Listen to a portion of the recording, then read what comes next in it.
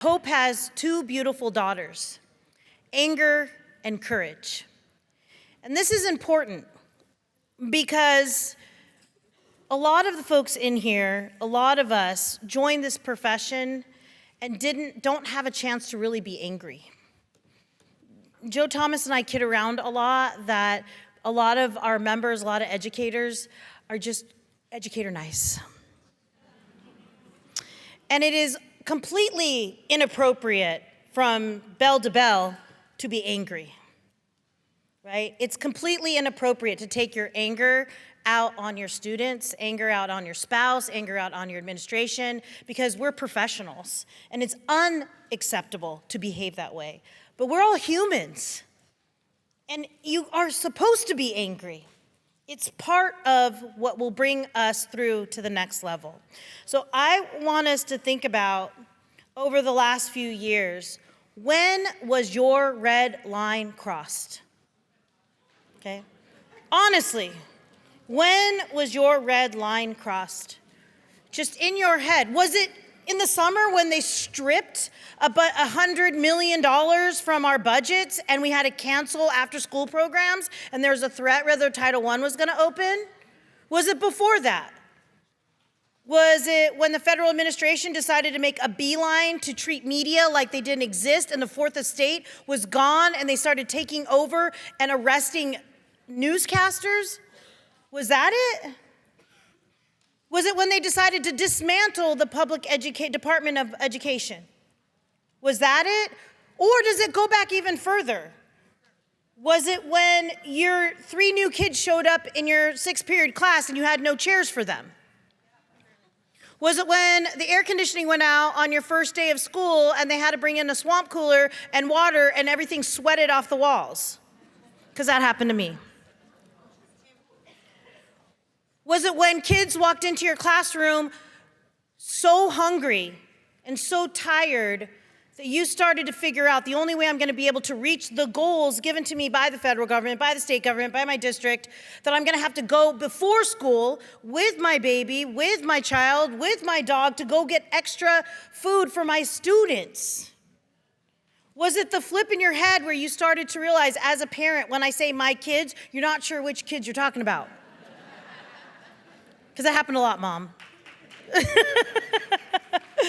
You forget, like my mom would say my kids, and my sister and I would look at each other like, us or them? Like, which ones are you talking about? But that anger is in you guys. And I'm trying to give you permission to be angry because this is bad. This is bad. And I said to the retirees the other day, I feel terrible. You all and my parents worked so hard for not just body autonomy, freaking voting rights. And they're taking it away. Every single day, a new hit keeps coming. And so I'm trying to give you permission to be angry. That doesn't mean go around and start popping people, right? Squabble up. I don't mean physically, but you need to be angry because this shit is bad.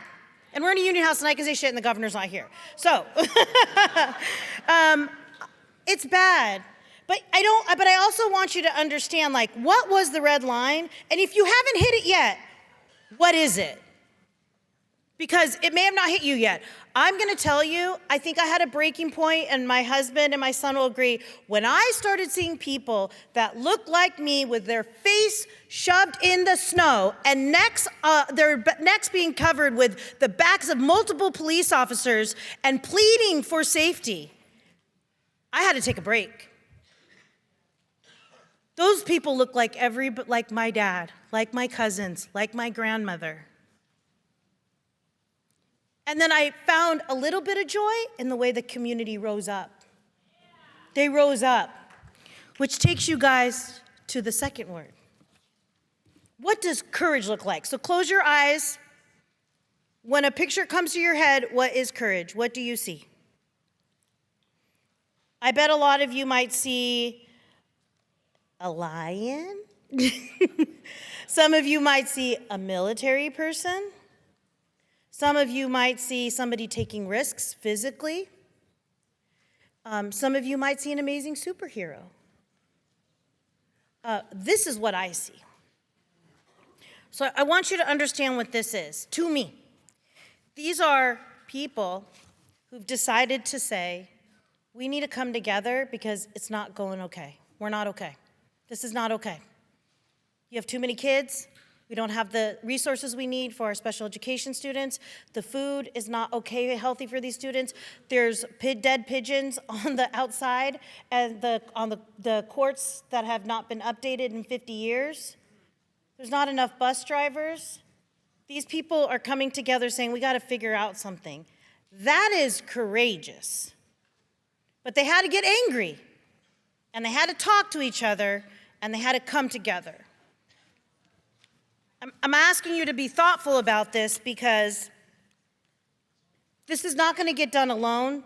We've talked about this for years. Nobody's going to save us but us. But when I mean us, I mean small us, site level us, neighborhood us, church us, soccer field us, football game us. It's those us. It's everywhere us. Because if we don't do anything about it, I don't know what red line does need to cross for you. Is it really going to be, and I thought about this, is it going to be when they start rationing water? Or rationing air conditioning? Or telling you that you all now have to have 45 kids in your classroom? There's some band teachers in here who probably have 45 right now. Like, what's the line, right? So you're going to have to be courageous and not hold it in, but have a conversation with a couple people. I'm not asking you to go in front of the press. I'm not asking you to go a microphone. I'm not asking you to go and tell the governor or go down the legislature, but you need to have a conversation with a couple people, and that is courageous. It's not complaining. It's we have a problem, and we need to fix it. So like any first daughter, first granddaughter, I'm going to add to the mix a third daughter. And that is action, okay? This is action. Because that first meeting was just to talk about it, was just to gain a little, to be a little courageous. But I'm going to add a third daughter, action. And you're probably saying, damn it, this lady's going to ask us to do something again. And the answer is yes. And the reason why is because I was raised by multitasking, incredibly strong, fighters. In fact, there's kind of this long history that within our family, in the Benavides family, which we think we might be related, but there's a Benavides trait that we fight with everybody, okay? My mom, don't pretend it's not true. Okay, Mom, we fight with everybody. We just fight with each other, okay? It's in us, it's in our blood. It's not my dad's blood. The Garcia is very calm, and the Benavides, though, we fight, okay? To a point where my grandmother, the oldest of her 6 sisters and 1 brother, at funerals, they have different times that the sisters come because they couldn't be in the same room. I'm not kidding. It's real. My grandmother is the oldest daughter. I'm the oldest daughter, the oldest granddaughter. So guess what? I had to take care of her in her older years. And so I was the one making sure Grandma Lily's here. Grandma Lily needs to leave because Aunt Pita and Aunt Pifi are coming. Get her out. So I was raised by these remarkable kind of grudge-holding women. So I want to tell you about another remarkable grudge-holding woman whose name has to be said in this room. She was a daughter of divorced parents. She was raised by a single mother. She decided very early on she wanted to be an educator. She was very much involved in community activism. Homeless people didn't have a place to eat, didn't have a place to stay. So she decided, her and her mother, that we were going to find a way to get these folks into shelters. She then became a teacher and just got frustrated, angry day by day, and decided, you know what, this is bullshit that my kids are showing up hungry and thirsty with clothes that needed to be washed. It was not enough for her, so she decided to get involved in community organizing. She then realized, as she looked around, the most impoverished, the most violence that she had ever seen was seeing field workers in Modesto. And she said, this is it. I'm going to travel from town to town and organize the most critical role in our society, the people who help bring us food, who don't have a place to go to the bathroom, who don't have places to live, who are giving their sweat and bones, and to some extent they were being poisoned in the fields. Children were being poisoned in the fields, and she said, not on my watch. And in the 60s, they stopped the whole country from eating grapes. Uvas, no. Because it was too much. And she didn't care how much time away from her children, unfortunately, because this was where she knew she had to be. This was critical. It changed the way that unions work. It changed the intersectionality of race, of feminism, of labor, of religion into one space that we can never go back to, ever go back to. So you guys might have guessed that I'm talking about Señora Dolores Huerta.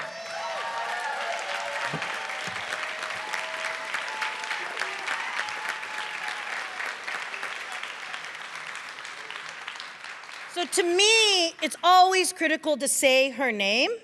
This is a 94-year-old woman that not only did all those miraculous things, changed everything, but was so committed.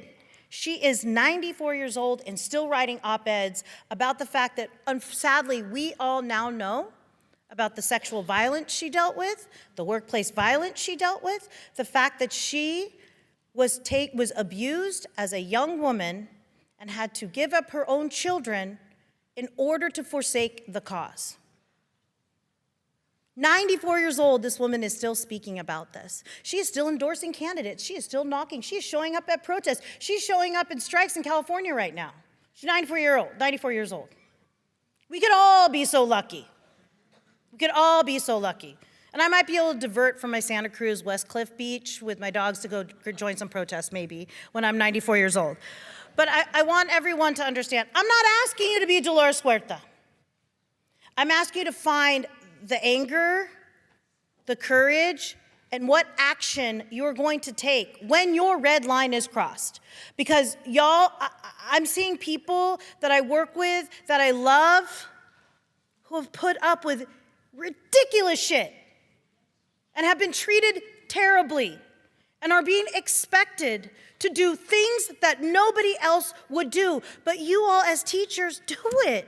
You all as bus drivers do it. You gotta gut check yourself. The people who love you are worried about you. I'm worried about you. There is a path to make things better, but you're gonna have to do it.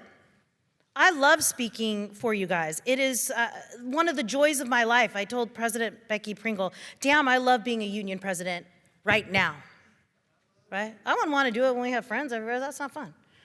I like doing it now. I can call people out. Like, I had to train myself not to say, damn governor, because she's great, you know? The previous one was, Joe got to say damn governor. I love that, but I need you guys to love yourself more, to be angry for the bullshit you're putting up with every day in your classroom, every day in the hallway, every day in your office, every day in your workspace. It's not okay. And you know it's not okay because at times when you've let your guard down and had conversations with people who work in different industries, at holidays, they look at you like, are you for real? Has that not happened to anybody? My sister has the best corporate job. She works for Gap Old Navy. Beautiful job. And when I told her my first few years teaching, they give us 1 carton of paper, she said, are you serious? And she took me to her office, which, by the way, is glorious corporation capitalism, capitalism on capitalism. We fight each other every day. However, she showed me the copy room, you guys. They don't make copies for anybody other than themselves. There's no limit on color copies, right? If you even have a color copier. If it even works, right? They have a free snack room. You don't think I opened up my purse and threw a bunch of stuff in there? I mean, we are living and experience things that the only reason it happens is because we have allowed it. We have allowed it. My mom's 2 daughters, born in June and May. Why? No parental leave, no family leave. And here I am, 53. We still don't have it for everybody in this state and everyone in this country. What are we doing? What are we doing? The only people who can fix this is ourselves. And so I really am going to ask you all to find some space to love yourself enough, to get angry enough, and to find the courage enough to take action. Because this will continue. And there will be a critical juncture in the future where you will look back and say, damn it, if I would have. So I'm gonna share one more story. And I didn't put his picture up here because I miss him dearly. It's my Grandpa Tootie. So the first time this dude got elected, 2016, they took the AEA officers to the African American Museum at night, and they gave us like a tour, and it was so lovely. And we came back, and I was with my colleagues as vice presidents, and a couple of the vice presidents said, you know what, this isn't gonna be that bad with Trump in office. His daughter really cares about women's rights, so it might be okay. And I sat there quietly as somebody who had dealt with an Isaac Arpaio and knew that he hated my community and hated immigrants. I knew we knew what was gonna happen. We've seen it in our schools since 2010. I knew what was gonna happen. I knew he didn't care about women because it wasn't a secret, all the stuff he was saying. We knew that was gonna happen. And I quietly just listened and I said, let me tell you a story about my grandfather. So I'm gonna share it with you now. When I lived in Washington, D.C. in 1993, and I was an intern at the White House for Bill Clinton. No, I did not know Monica Lewinsky. Back on track. My parents had an itty-bitty apartment, and we invited our grandparents, my aunt, and everybody to come to D.C. Right, it's D.C. Let's go to the field. Let's go see Monica. So we took my grandfather to the Holocaust Museum, which if you've never been, you have to. And it takes a day, if that, to go through, probably more than that, a day and a half.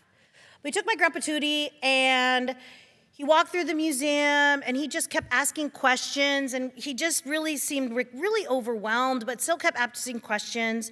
And we were able to walk back to our apartment, and as we were walking, my grandfather grabbed my hand, and he said, Mija, I didn't know any of that was happening.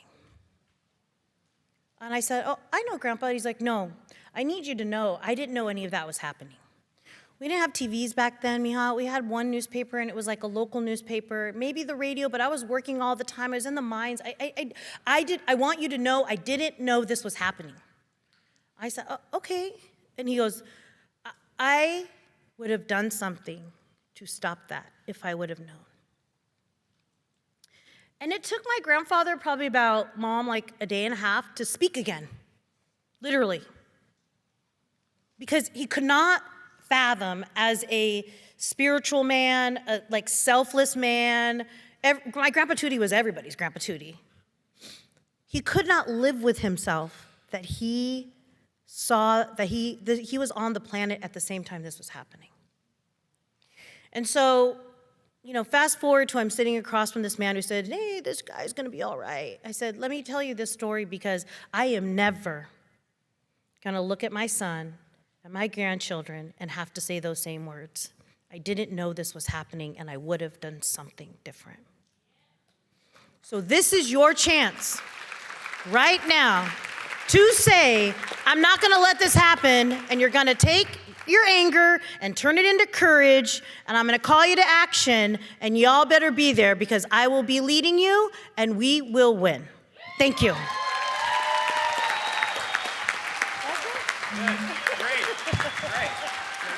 Thank you. Powerful. Thank you. Very powerful.